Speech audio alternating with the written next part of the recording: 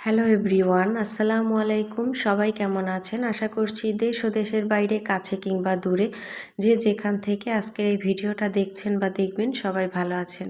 আল্লাহর অশেষ রহমতে আমরাও সবাই ভালো আছি। আমি অথৈ রাম্মু, ব্লগার অথৈ সাম্মু ইউটিউব চ্যানেলে আপনাদের আরও একবার স্বাগত জানাচ্ছি আজকের নতুন ভিডিওটা দেখার জন্য। আশা করছি বরাবরের মতো আজকের ভিডিওটা একটু হলেও ভালো লাগবে। অনুরোধ করছি একটা লাইক দিয়ে সম্পূর্ণ ভিডিওর সঙ্গে থাকুন। আজকের ভিডিওটা শুরু করেছি একদম সকাল থেকে। সকালে ঘুম থেকে উঠেই চলে আসছি একেবারে রান্নাঘরে নাস্তা বানানোর জন্য। তো ফ্রিজ থেকে বের করে নিয়েছি রুটিগুলো, যেগুলো রাতেই বানিয়ে রেখেছিলাম। আর পাশের চুলায় আমি ডাল ভুনা করে নিয়েছি। আসলে এটা একদম পাতলাও করিনি, আবার ঘনও করিনি, আর কি শক্ত টাইপেরও করিনি। মেয়েকে টিফিনে যেহেতু দিয়ে দিব রুটির সাথে, তো একটু হালকা একটু শক্ত রেখেছি, অতটা পাতলা করিনি, যাতেও টিফিন বক্সে করে নিয়ে যেতে সুবিধা হয়। তো ভাবলাম যে পরোটাগুলো ভাজার সাথে সাথে দুই একটা কাজ করে এগিয়ে রাখি। যেহেতু আজকে হাটবার দিন, তো নিজের ইচ্ছে মতো আর কি সময় আজকে আর নষ্ট করা যাবে না, কিংবা কাজও করা যাবে না। হুটহাট করে কখন আব্বু বাজার থেকে বাজার নিয়ে এসে ডাক দেয় তার ঠিক নেই। আসলে ইদানিং দেখতেছি যে হাটবার দিন বাজারে নেই, আব্বু অনেক জোরে ডাকাডাকি করে, চিল্লা চেঁচামেচি করে। তো তাই শুনে সব কাজ ফেলে রেখে আমাকে নিচতলায় চলে যেতে হয়। যেহেতু আজকে হচ্ছে বৃহস্পতিবার, তো প্রচুর বাজার আসবে আজকে হাটের দিন। তো সেগুলো গোছানোর জন্য চলে যেতে হবে। হয়তো বা এই টুকটাক কাজগুলো করার সময় আমি নাও পেতে পারি, এই জন্যই হচ্ছে করে রাখছি। রাতে আপনাদের ভাইয়া বাজার থেকে বাচ্চাদের জন্য নুডলস এনেছিল, তো সেগুলোকে আমি রিফিল করে নিচ্ছি। আর হচ্ছে চাপাতির যে ছোট জারটা, সেটা চা পাতা নেই, খেয়াল করলাম। তো ভাবলাম যে চা পাতাটা আর কি বয়মে রিফিল করে নিই পরোটাগুলো ভাজার সাথে সাথে। আসলে আমরা গৃহিণী, শুধু একটা কাজ নিয়ে পড়ে থাকলেই হবে না।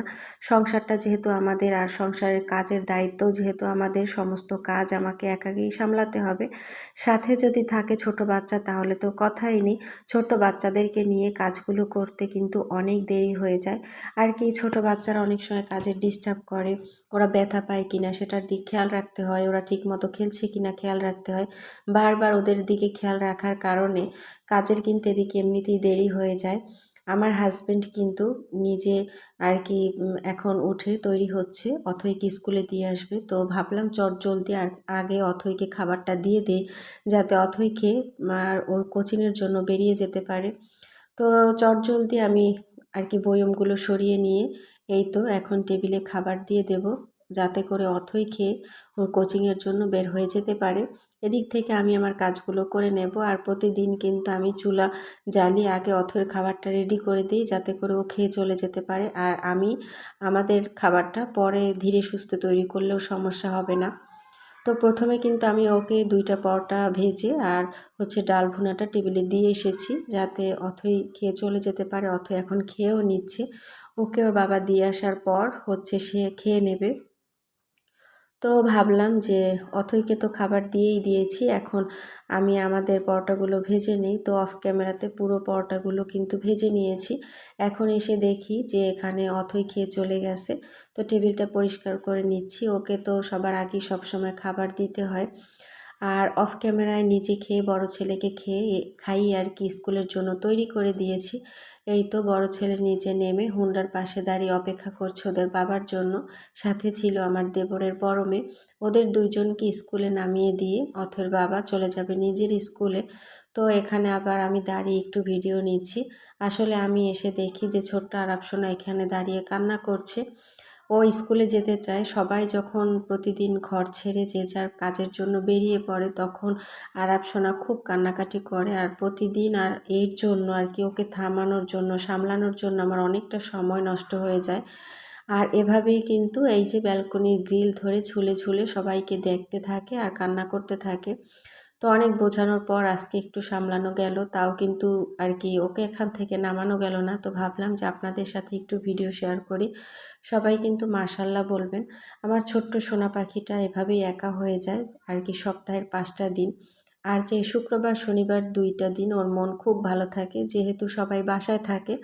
আর ওদের বাবা চলে যাওয়ার কারণে ও বেশি কান্না করে, কারণ ওর বাবাকে ও খুব মিস করে। আর সাথেই ওর ভাইয়াকে, মানে ওর সঙ্গী, ওর ভাইয়ার সাথেও সারাদিন মারামারি পিটাপিটি আর কি ঝগড়াঝাটি সব কিছু ভাইয়ের ওপর দিয়ে যায়। তো ওর ভাই স্কুলে চলে গেলে ও একদম একা হয়ে যায় দুষ্টামির জন্য, আর সঙ্গী থাকে না বাসায়।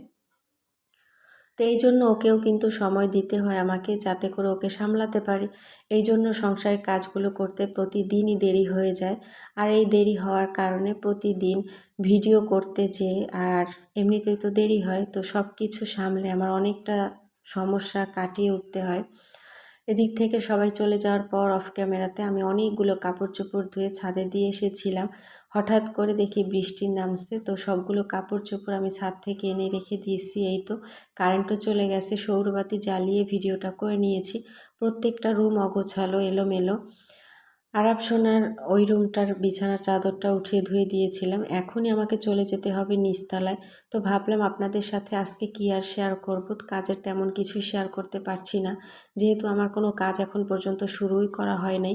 কেবলমাত্র আমি থালাবাটিগুলো নিয়ে কলতলায় রেখে টেবিলটা পরিষ্কার করেছি। এখনই আমাকে কলস গামলা নিয়ে চলে যেতে হবে নিচতলায়। সবগুলো রুম এলোমেলো দেখে মাথায় তো আমার পুরো বাজ পড়েছে। আসলে এমন সময় আব্বু বাজার এনে হঠাৎ নিচতলা থেকে অনেক চিৎকার চেঁচামেচি করতেছিল যে তাড়াতাড়ি নিচে আসো, আমি বাজার আনছি, বাজার গুছাতে হবে। তো ভাবলাম যে আজকে আর হয়তো এই ঘরগুলো গোছানো সম্ভব হবে না, যেহেতু বাজার গুছিয়ে আসতে আসতে উপরে আমার প্রতিদিন 2:30-3টা বেজে যায়। আর এরপর সেই রুমগুলো গোছানো যায় না।